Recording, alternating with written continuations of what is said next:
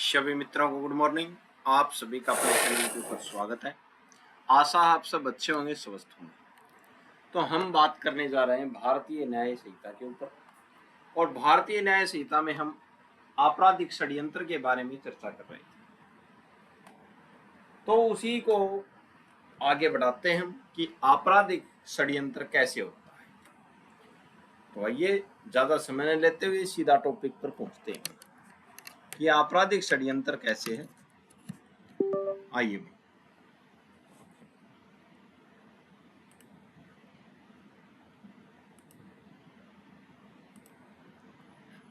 आपराधिक षड्यंत्र का सबसे पहला और सबसे जरूरी नियम यह है कि आपस में कोई पक्का समझौता या करार होना चाहिए। ठीक है, तो यह बताया गया है कि आपराधिक षड्यंत्र का जो है सबसे पहला और जरूरी नियम यह है कि आपराधिक जो षड्यंत्र जो है इसमें आपस में क्या होना चाहिए, करार या समझौता होना चाहिए। आइए देखते हैं पहली बात, अकेले चाय पीने से बात नहीं बनती भाई। इसमें आपराधिक षड्यंत्र, ठीक है, अपराध करने के लिए कम से कम 2 या 2 से ज्यादा लोगों का होना और आपस में हाथ मिलाना, सहमत होना जरूरी है भाई। ठीक है, अकेले कोई इंसान अपने साथ षड्यंत्र नहीं कर सकता, इस बात को ध्यान रखना। ठीक है, अकेला इंसान षड्यंत्र नहीं कर सकता। इसमें क्या है, कम से कम 2 या 2 से ज्यादा लोग होने चाहिए।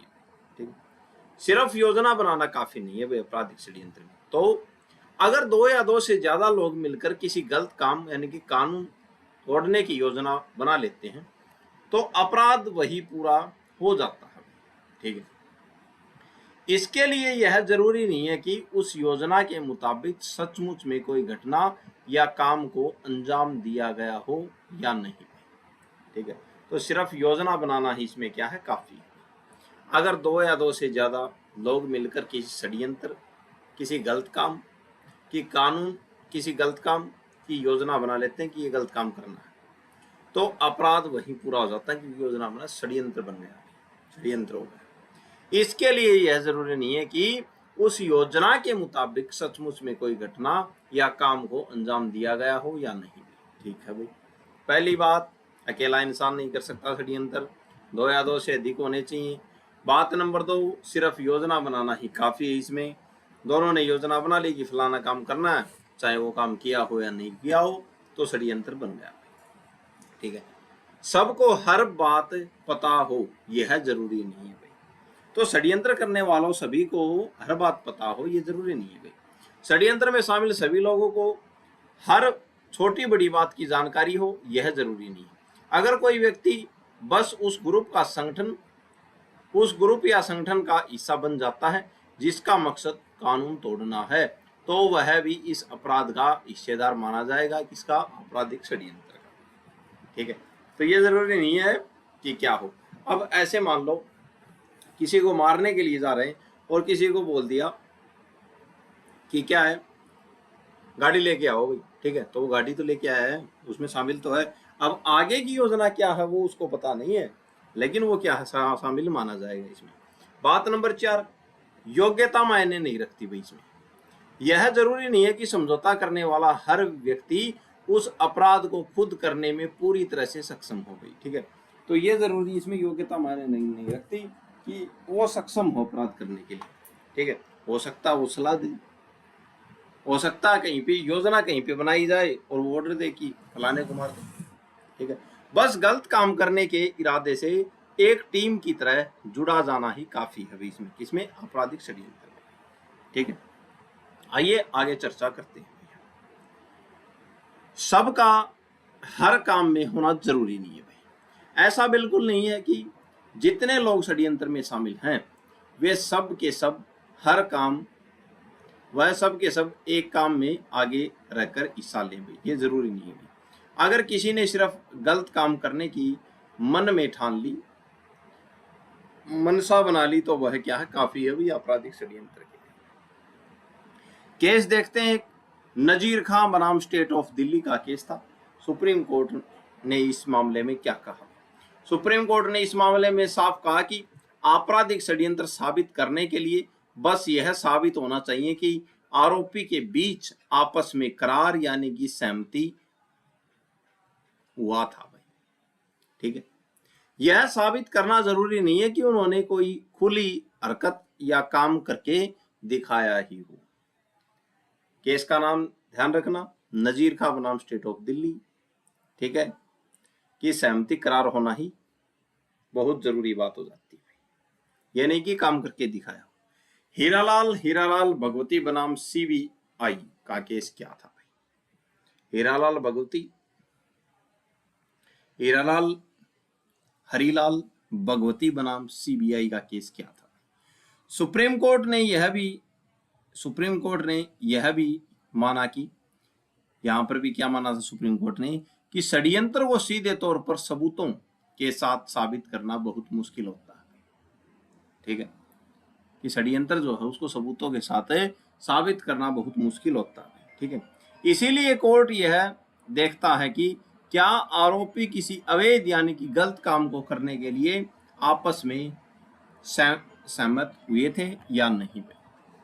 ठीक है, तो इस बात को आप ध्यान रखें। तो केस का नाम था हीरालाल बनाम हरीलाल भगवती बनाम सीबीआई का केस था। सुप्रीम कोर्ट ने कहा कि, क्या कहा कि षड्यंत्र को सीधे तौर पर सबूतों के साथ साबित करना बहुत मुश्किल होता है। ठीक है भाई, इसलिए कोर्ट यह देखता है कि क्या आरोपी किसी अवैध यानी कि गलत काम को करने के लिए आपस में सहमत हुए थे या नहीं भाई।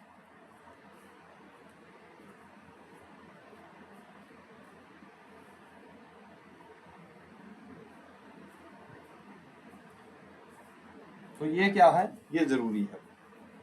आइए आगे बात करते हैं।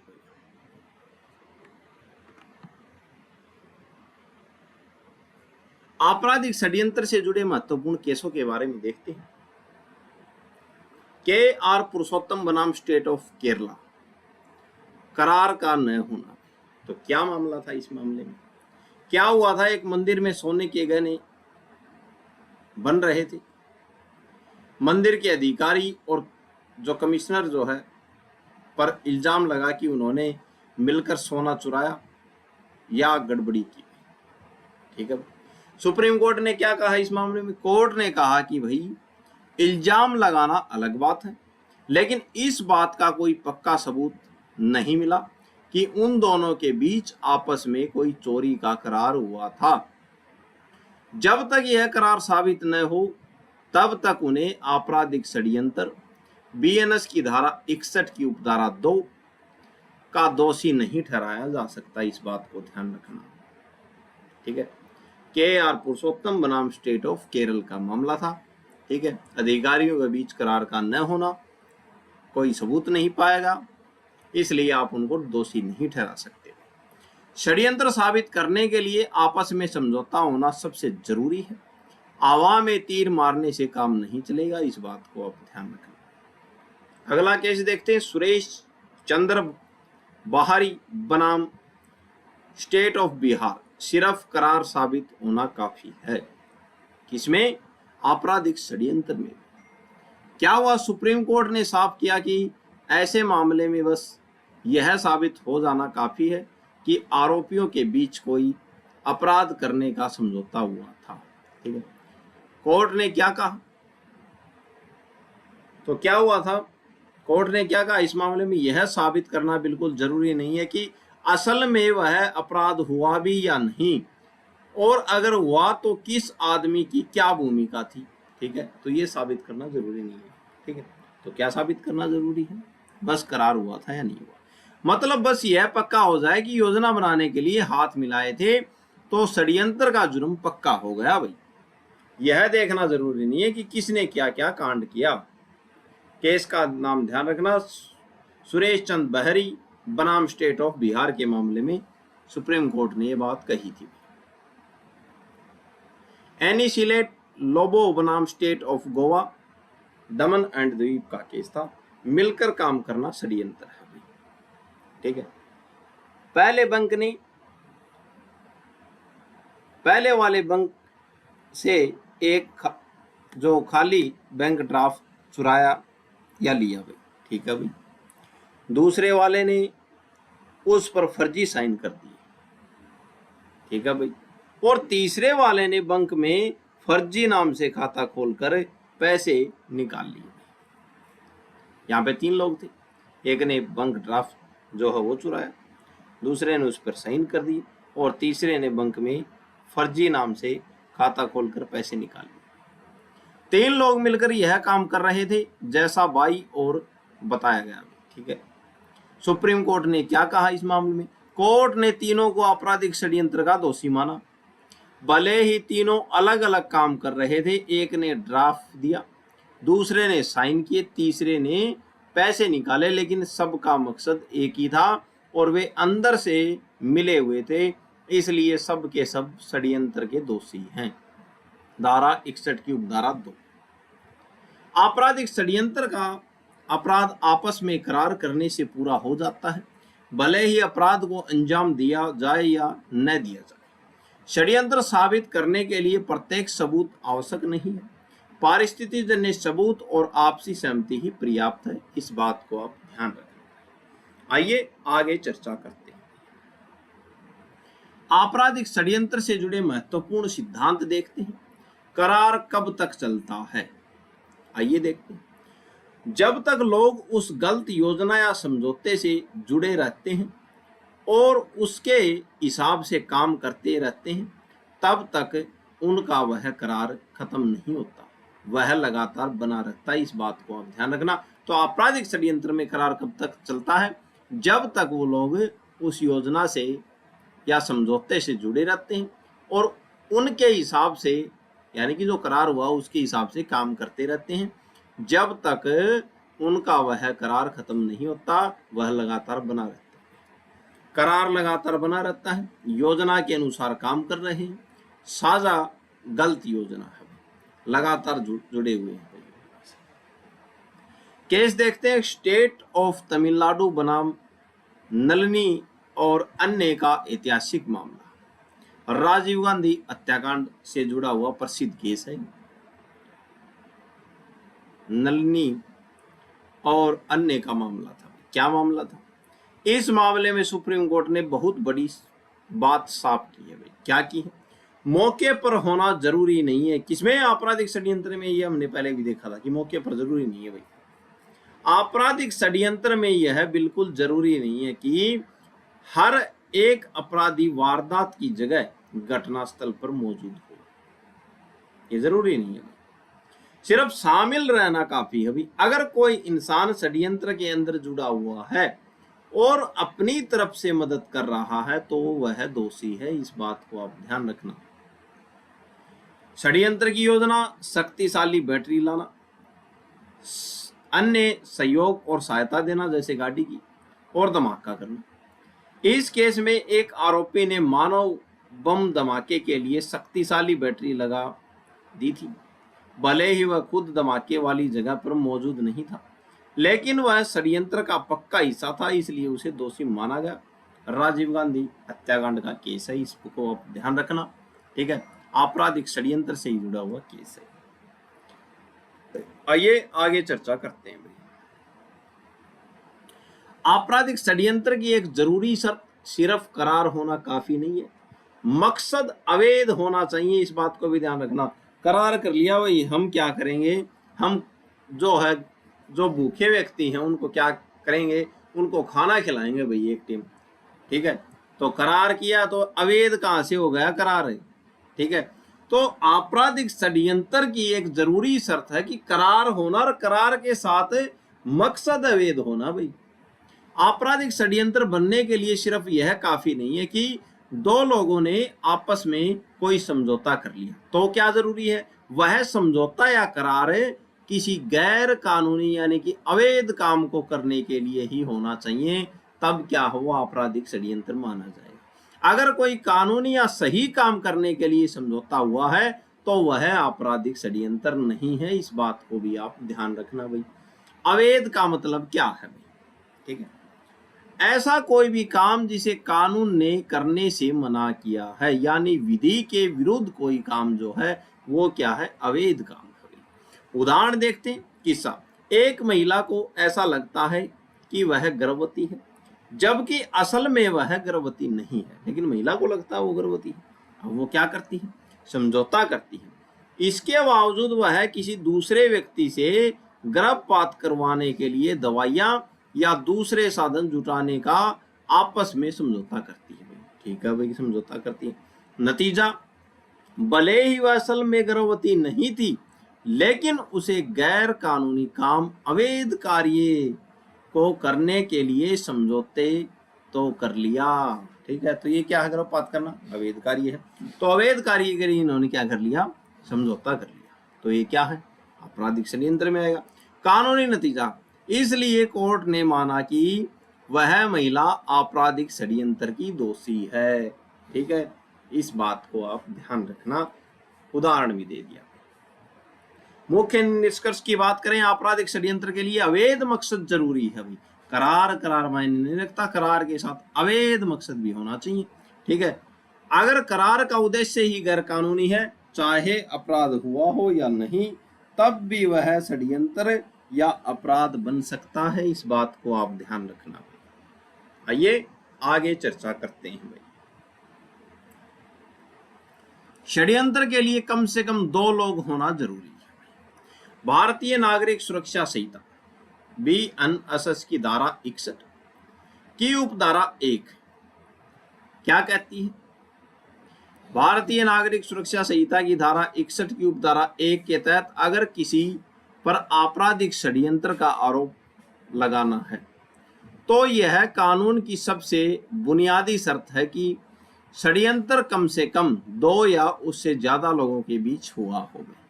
ठीक है, तो षड्यंत्र किन के बीच होगा? 2 या 2 से ज्यादा लोगों के बीच। यह बोलती है धारा 61 की उपधारा 1 भारतीय नागरिक सुरक्षा संहिता। कानून की मूल शर्त क्या है? षड्यंत्र में कम से कम 2 या 2 से ज्यादा लोगों के बीच सहमति होना चाहिए। और सहमति भी कैसी? अवैध सहमति, किसी गलत काम को करने। केवल चना भाड़ नहीं फोड़ सकता, ये बात बोली सुप्रीम कोर्ट ने। केस का मामला क्या है? आइए देखते हैं कि एक चना भाड़ नहीं फोड़ सकता। सुप्रीम कोर्ट ने बाला बनाम state of Madhya Pradesh case में साफ साफ कहा है कि अकेला एक आदमी कभी भी आपराधिक षड्यंत्र नहीं रच सकता भाई। षड्यंत्र का मतलब ही 2 या 2 से ज्यादा दिमागों का मिलना है। ठीक है, क्या एक अकेले आदमी को षड्यंत्र में सजा मिल सकती है? आइए देखते हैं। जबरदस्त प्रश्न पूछ लिया, क्या एक अकेले आदमी को षड्यंत्र में सजा मिल सकती है? देखने में असंभव लगता है। ठीक है, आम आदमी की सोच यही होगी कि भाई जब षड्यंत्र के लिए 2 लोग चाहिए, तो क्या कोई अकेला इंसान भी दोषी साबित हो सकता है? जबरदस्त प्रश्न है। यह तो असंभव सा लगता है, क्योंकि बिना दूसरे के साथ के करार एग्रीमेंट के षड्यंत्र कैसे बनेगा? ठीक है, लेकिन कानून में इस पर मतभेद है। क्या मतभेद है? इस सवाल पर कानून के जानकारों और अदालत में पूरी तरह एक जैसी राय नहीं है। तो जो कानून के जानकार और जो अदालतें जो हैं, उनमें क्या है इस मत पर कि अकेला व्यक्ति भी षड्यंत्र रच सकता है। तो इस पर क्या है? एक राय नहीं है। क्यों नहीं है? यानी कुछ मामलों में कुछ मामले ऐसे पेचीदगी के होते हैं और अलग अलग कोर्ट के रुख देखने को मिलते हैं। षड्यंत्र एक सामूहिक अपराध है। ठीक है, जिसकी नींव 2 या 2 से ज्यादा व्यक्तियों की सहमति पर टिकी होती है। अकेला व्यक्ति षड्यंत्र नहीं कर सकता। हालांकि सजा को लेकर कानून में कुछ जटिलताएं और मतभेद हैं भाई। आइए आगे चर्चा करते हैं। षड्यंत्र के लिए कम से कम 2 लोग जरूरी हैं। कानून की मूल बात क्या है? भारतीय नागरिक सुरक्षा संहिता, भारतीय न्याय संहिता की धारा 61 की उपधारा 1 के तहत आपराधिक षड्यंत्र का आरोप लगाने के लिए जरूरी है कि षड्यंत्र कम से कम 2 या 2 से ज्यादा लोगों के बीच हुआ होगा। ठीक है, और यहाँ पे जो धारा जो थी वो BNS की थी, 61 BNS। ठीक है। भारतीय नागरिक संहिता,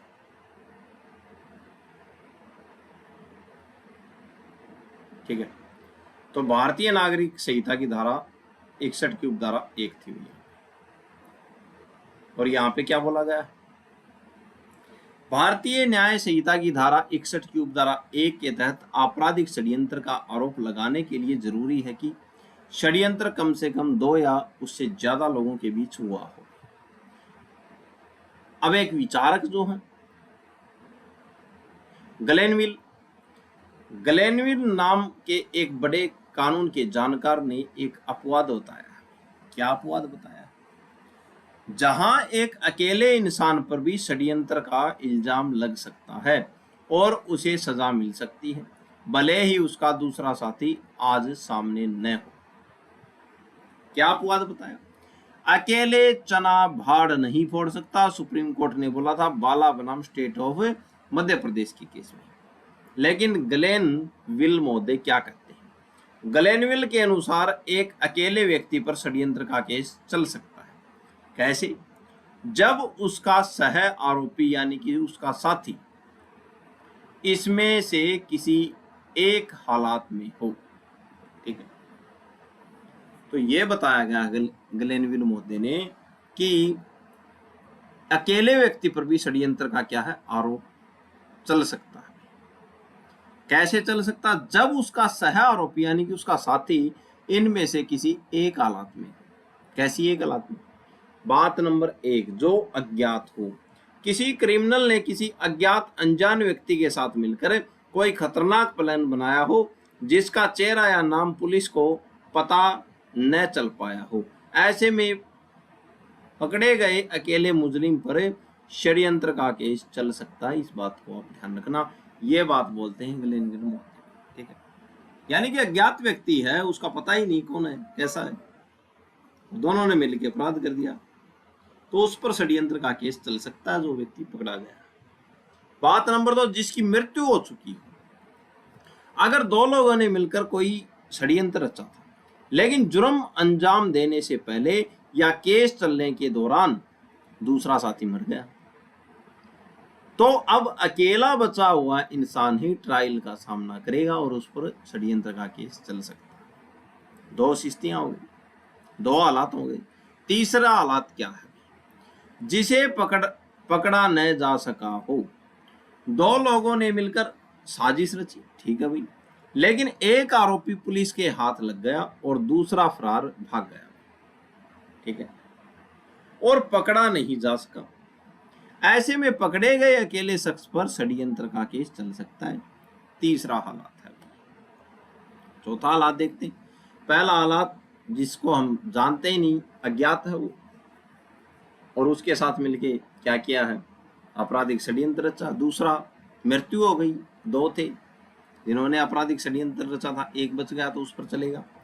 फिर एक पकड़ा गया और एक पकड़ा ही नहीं गया, तो जो पकड़ा गया उस पर चलेगा आपराधिक षड्यंत्र का केस।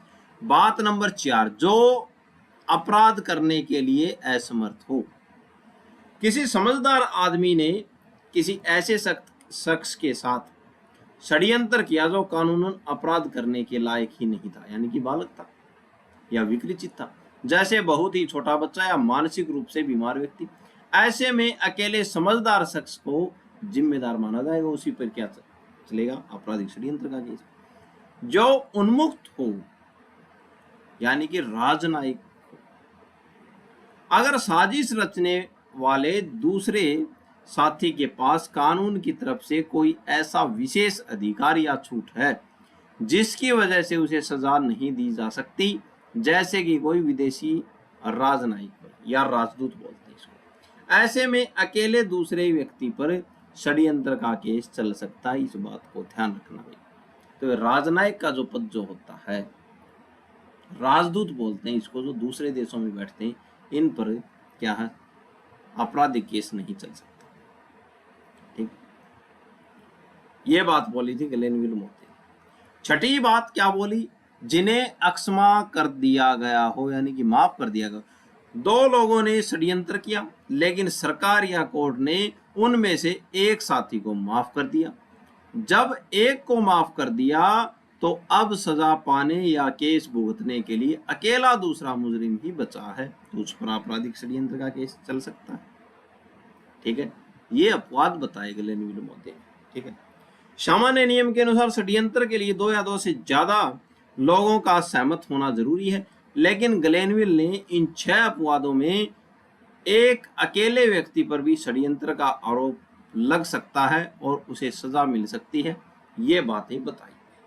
ठीक है, आइए आगे चर्चा करते हैं भैया। आपराधिक षड्यंत्र को आसान भाषा में समझते हैं। भारतीय न्याय संहिता की धारा 61 क्या कहती है? ग्लेनविल के अनुसार एक अकेले व्यक्ति पर भी आपराधिक षड्यंत्र का केस चल सकता है जब उसका सह आरोपी, साथी आरोपी इसमें से किसी एक हालात में हो। ये हमने बातें देख ली। ठीक है, 5 की 5, जो अज्ञात हो, जिसकी मृत्यु हो चुकी हो, जिसे पकड़ा न जा सका हो, जो अपराध करने के लिए असमर्थ हो, जो कानूनी प्रतिरक्षा प्राप्त हो। ठीक है, जिन्हें अक्षमा कर दिया गया हो। ठीक है, सुप्रीम कोर्ट ने कहा अकेला एक आदमी कभी भी आपराधिक षड्यंत्र नहीं रच सकता। षड्यंत्र का मतलब ही 2 या 2 से ज्यादा दिमागों का मिलना है। केस का नाम था बाला बनाम स्टेट ऑफ मध्य प्रदेश में। ठीक है, आइए आगे चर्चा करते हैं। आपराधिक षड्यंत्र की परिभाषा धारा 61 में क्या कहती है? 2 या 2 से ज्यादा व्यक्ति जब मिलकर कोई अवैध कार्य करने या किसी अवैध कार्य को अवैध तरीके से करने के लिए सहमत होते हैं तो उसे आपराधिक षड्यंत्र कहते हैं। अमृतलाल बनाम state of Madhya Pradesh, supreme court ने क्या कहा था इस केस में? 2 व्यक्तियों में सहमति थी कि वे विस्फोटक पदार्थ से भरी सामग्री का उत्पादन करेंगे। ठीक है, और उनका भंडारण करें। यह एक अवैध कार्य था। यह सहमति ही आपराधिक षड्यंत्र थी, भले ही दोनों व्यक्तियों ने अभी तक कोई तथ्यात्मक कार्य शुरू न किया हो। सुप्रीम कोर्ट का महत्वपूर्ण कथन, 2 या 2 से अधिक व्यक्ति जब किसी अवैध कार्य को करने या किसी वैध कार्य को अवैध तरीके से करने के लिए सहमत हो जाते हैं तो वह आपराधिक षड्यंत्र है। ठीक है, आइए आगे चर्चा करते हैं। आपराधिक षड्यंत्र से जुड़े 3 महत्वपूर्ण जरूरी बातें। आइए देखते हैं क्या क्या है। तो आपराधिक षड्यंत्र धारा 61 बीएनएस की। आइए, तो आपराधिक षड्यंत्र से जुड़ी 3 जरूरी बातें। पहली बात है दुराश्रय, मैनसरिया, यानी बुरा इरादा का होना जरूरी है भाई। इसमें किसी भी आपराधिक षड्यंत्र के लिए यह सबसे जरूरी शर्त है कि इंसान का इरादा गलत, गुमराह करने या अपराध करने का होना चाहिए। बिना गलत इरादे, दुराश्रय से किसी को भी षड्यंत्रकारी नहीं माना जा सकता। इस बात को आप ध्यान रखना। पहली बात यह है कि दुराश्रय होना चाहिए व्यक्ति के अंदर। मान लो किसी सोसाइटी का कोई अध्यक्ष है, वह अपनी नौकरी या पद के फर्ज के नाते सोसाइटी के सभी कागजातों पर दस्तखत करता है। अगर गलती से किसी विवादास्पद यानी कि गलत कागजात पर भी उसके साइन हो गए तो सिर्फ इस आधार पर उसे आपराधिक षड्यंत्र में शामिल नहीं माना जा सकता, क्योंकि उसका कोई गलत इरादा नहीं था। गलत इरादा मैनसरिया यानी दुराश्रय के बिना षड्यंत्र का अपराध सिद्ध नहीं हो सकता। इस बात को आप ध्यान रखना। तो पहली बात देखी, पहली जरूरी बात है दुराश्रय होना चाहिए। बात नंबर 2, आपराधिक षड्यंत्र और दुराश्रय में अंतर। सबसे पहले यह जान लो कि दुराश्रय यानी कि किसी को जुर्म करने के लिए उकसाना या मदद करना एक ही रूप, दुराश्रय का ही एक रूप है। ठीक है, क्या है? सबसे पहले यह जान लो कि दुराश्रय किसी को जुर्म करने के लिए उकसाना या मदद करना का ही एक रूप आपराधिक षड्यंत्र है। ठीक है, भारतीय कानूनों जैसे बीएनएस की धारा 45-46 में दुराश्रय के कई तरीके बताए गए, जिसमें से एक तरीका षड्यंत्र भी है। षड्यंत्र भी क्या बताया गया कि दुराश्रय का ही रूप है। ठीक है, लेकिन दोनों में एक बहुत बड़ा और मुख्य अंतर है। क्या अंतर है? आपराधिक षड्यंत्र में क्या है? किसी भी आपराधिक काम को करने का आपस में करार यानी कि प्लानिंग होते ही जुर्म बन जाता है। ठीक है, ये है आपराधिक षड्यंत्र। इसके लिए यह जरूरी नहीं है कि वो काम पूरा भी हो, सिर्फ साजिश रच लेना ही काफी होता है आपराधिक षड्यंत्र। ठीक है, यानी साजिश रचते ही अपराध पूरा माना जाता है। वहीं दुराश्रय में क्या है, केवल आपस में बात या करार कर लेने से दुराश्रय का अपराध पूरा नहीं होता। तो जब तक उस करार के बाद कोई असली काम या कोई हरकत जमीन पर न कर दी जाए, तब तक अकेला करार दुष्प्रेरण नहीं बनता। भाई इस बात को ध्यान रखना। ठीक है, तो यह है दुराश्रय यानी कि दुष्प्रेरण, और षड्यंत्र में क्या है अंतर। दुष्प्रेरण यानी कि किसी को उकसाना। ठीक है, तो आपराधिक षड्यंत्र की बात करें तो किसी भी आपराधिक काम को करने का आपस में करार यानी कि प्लानिंग होते ही क्या बन जाता है, ये आपराधिक षड्यंत्र का मामला बन जाता है। ठीक है, लेकिन दुष्प्रेरण में ऐसा नहीं है, केवल आपस में बात या करार कर लेने से दुष्प्रेरण का अपराध पूरा नहीं होता जब तक उस करार के बाद कोई असली काम या कोई हरकत जमीन पर न करा दी जाए। ठीक है, ओमिशन न करा दिया जाए। ठीक है, तब तक अकेला करार दुष्प्रेरण नहीं बनता, यानी असली काम हरकत होने पर ही दुष्प्रेरण का अपराध पूरा होगा। और आपराधिक षड्यंत्र में साजिश रचते ही अपराध पूरा माना जाएगा। ठीक है, आइए आगे चर्चा करते हैं। इससे जुड़ी मुख्य धाराएं। आपराधिक षड्यंत्र की धारा भाई, भारतीय न्याय संहिता की धारा 61 के तहत आपराधिक षड्यंत्र को परिभाषित किया गया है और इसके लिए सजा का प्रावधान है। दुष्प्रेरण यानी कि किसी को उकसाना, गलत प्रेरणा देना। दुष्प्रेरण की धारा भारतीय न्याय संहिता की धारा 45 और 46 उकसाने, साजिश रचने या मदद करने के लिए अलग अलग तरीके के बारे में बताया गया है। कुल मिलाकर समझे, षड्यंत्र के लिए गलत इरादा जरूरी है। षड्यंत्र में सिर्फ करार बनना ही अपराध है, जबकि दुष्प्रेरण में करार के बाद असली काम हरकत होना जरूरी है। दोनों अपराधों की अलग अलग धाराएं हैं और इनके तत्व भी अलग हैं। ठीक है, तो आइए आगे चर्चा करते हैं।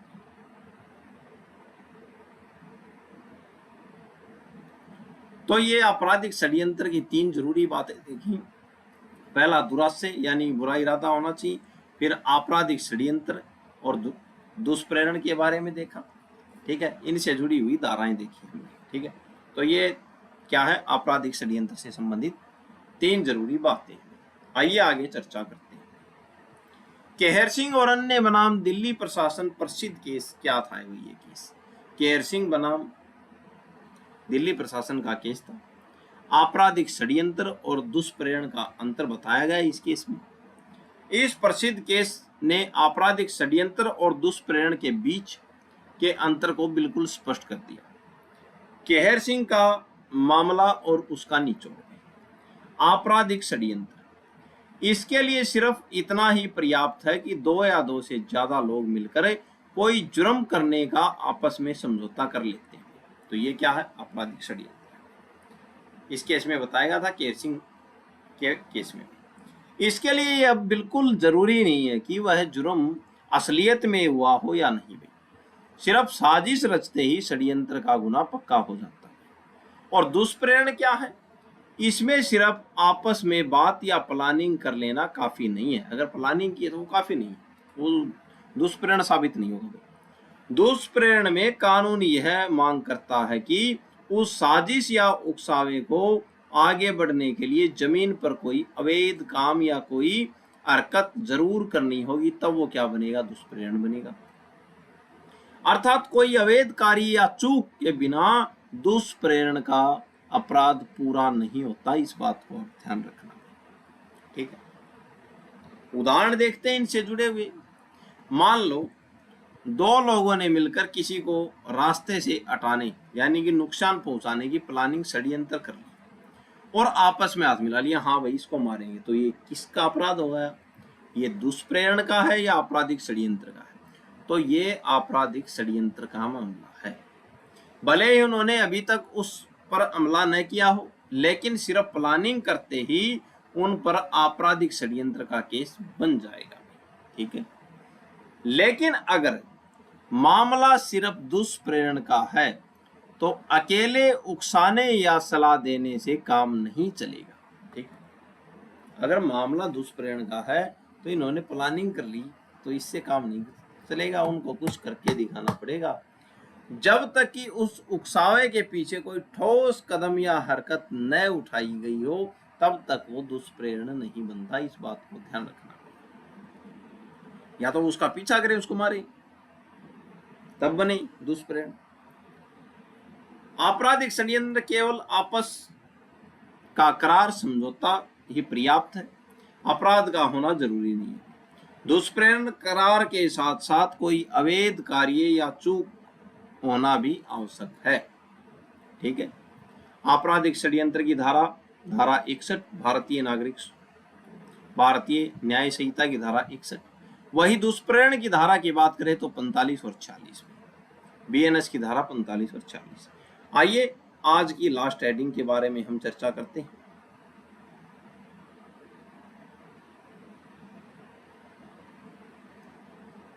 आपराधिक षड्यंत्र और सामान्य आशय में अंतर क्या है? भाई जबरदस्त प्रश्न पूछा है कि सामान्य आशय क्या है और आपराधिक षड्यंत्र में क्या है अंतर, बताइए। प्रश्न बनेगा और सीधा सीधा आपको देखने को मिलेगा। ठीक है, सामान्य आशय से अग्रसरण में काम करना। भाई बीएनएस की धारा जो 34 जो है 3 धारा, वो बताती है किसके बारे में? सामान्य आशय के बारे में। सामान्य आशय क्या है? जब दो या दो से ज्यादा लोग मिलकर कोई जुर्म करने का इरादा रखते हैं तो सिर्फ आपस में प्लानिंग करार कर लेना ही काफी नहीं होता, उस जुर्म को पूरा करने के लिए जमीन पर कोई ना कोई असली काम करना जरूरी है। प्लानिंग यानी कि करार, असली काम जरूरी है, यह है सामान्य आशय। तो प्लानिंग की तो कोई ना कोई काम करना जरूरी है उससे संबंधित। ठीक है, करार करने से ये सामान्य आशय नहीं बनता। लेकिन आपराधिक षड्यंत्र में क्या, इसमें सिर्फ आपस में करार या साजिश की प्लानिंग कर लेना ही काफी है, इसके लिए काम का पूरा होना जरूरी नहीं है। ठीक है, यानी सिर्फ करार या प्लानिंग ही पर्याप्त है किसमें? आपराधिक षड्यंत्र में। लेकिन सामान्य आशय में क्या है? करार के साथ साथ कुछ एक्ट भी होना जरूरी है। ठीक है, सरल शब्दों में कहें तो षड्यंत्र सिर्फ प्लानिंग से सब साबित हो जाता है, लेकिन सामान्य आशय में प्लानिंग के साथ साथ कुछ काम, एक्शन होना भी जरूरी है। षड्यंत्र के मामले में सबूत कैसे मिलते हैं? सुप्रीम कोर्ट का शानदार केस देखते हैं। सुप्रीम कोर्ट का शानदार केस था। इस केस में क्या कहा था कि आपराधिक जो षड्यंत्र जो है उसमें सबूत कैसे मिलते हैं? भाई आइए देखते हैं। मुश्किल क्या होता है? भाई क्रिमिनल लोग कभी भी अपनी साजिश की प्लानिंग चौराहे पर खड़े होकर ढोल पीट कर नहीं करते। भाई ठीक है भाई, वे बहुत ही छुपकर गोपनीय से योजना बनाते हैं, इसीलिए यह साबित करना बहुत कठिन हो जाता है कि उनके बीच क्या करार हुआ था। ठीक है, तो क्या होगा? तो फिर सबूत कैसे मिलता है? भाई इसका ऐसे मामले में कोर्ट परिस्थिति जन्य साक्ष्य यानी आसपास की कड़ियों और हालातों को जोड़कर सच का पता लगाती है। भाई ठीक है, कि इनका क्या था, षड्यंत्र क्या था, क्या करार किया था इन्होंने। E.K. चंद्रसेनन बनाम state of Kerala supreme court का केस, क्या मामला, क्या बात कही थी इस केस में? E.K. चंद्रसेनन मामला क्या था? इस खौफनाक केस में जहरीली शराब, मिथाइल अल्कोहल पिलाकर 24 लोगों की आंखों की रोशनी हमेशा के लिए चली गई थी। भाई वे अंधे हो गए थे। भाई ठीक है भाई, 24 लोग अंधे हो गए थे। अभियुक्त की दलील क्या थी इसमें? जी घटना के वक्त तो मेरा मुवक्किल अभियुक्त बाकी आरोपियों के साथ उस जगह पर मौजूद ही नहीं था। ये वकील साहब की दलील थी जिस पर आरोप लगा था, इसलिए यह बेकसूर है। अब कोर्ट ने क्या कहा इस मामले में? सुप्रीम कोर्ट ने इस दलील को खारिज करते हुए बहुत ही तगड़ी बात कही थी। क्या बात कही थी? यह कतई जरूरी नहीं है कि षड्यंत्र रचने वाले हर व्यक्ति या घटना के समय एक साथ ही मौजूद हो। यह जरूरी नहीं है कि वो एक साथ ही मौजूद हो। ऐसे खतरनाक और गुप्त अपराधों को पारिस्थितिजन्य साक्ष्य यानी कि हालातों और सबूतों की कड़ियों के आधार पर पूरी तरह साबित किया जा सकता है। ये बात माननीय न्यायालय ने इस बात मामले में कही थी। यानी कि 24 लोगों की आंखों की रोशनी चल गई थी, लेकिन वकील साहब ने अभियुक्त के बारे में दलील दी कि ये तो वहां पे था ही नहीं उनके साथ, ठीक है, मौजूद ही नहीं था, इसलिए वह बेकसूर है। न्यायालय ने कहा कि जरूरी नहीं है कि ये वहां पे हो। षड्यंत्र रचने वाला हर व्यक्ति या घटना के समय एक साथ ही मौजूद हो, ऐसा जरूरी नहीं है। ऐसे खतरनाक और गुप्त अपराधों को पारिस्थितिजन्य साक्ष्य, जो परिस्थितियों के हिसाब से साक्ष्य मिलते हैं, हालातों और सबूतों की कड़ियों के आधार पर भी पूरी तरह से साबित किया जा सकता है। इस बात को ध्यान रखना है। आपराधिक षड्यंत्र सिर्फ करार या साजिश काफी है, काम का पूरा होना जरूरी नहीं है भी आपराधिक षड्यंत्र में। सामान्य हादसे की बात करें, करार के साथ साथ असली काम का होना जरूरी है। षड्यंत्र के मामले में पारिस्थितिजन्य साक्ष्य के आधार पर भी दोष सिद्ध किया जा सकता है। इस बात को आप ध्यान रखना भाई, ठीक है। तो आज के लिए इतना ही। आशा है आपको आपराधिक षड्यंत्र के बारे में बातें बहुत अच्छी लगी होंगी, समझ में आई होंगी। तो आज के लिए इतना ही। चैनल को लाइक करें, शेयर करें, ज्यादा से ज्यादा अपने मित्रों तक पहुंचाएं। आज के लिए इतना ही। धन्यवाद, धन्यवाद, धन्यवाद।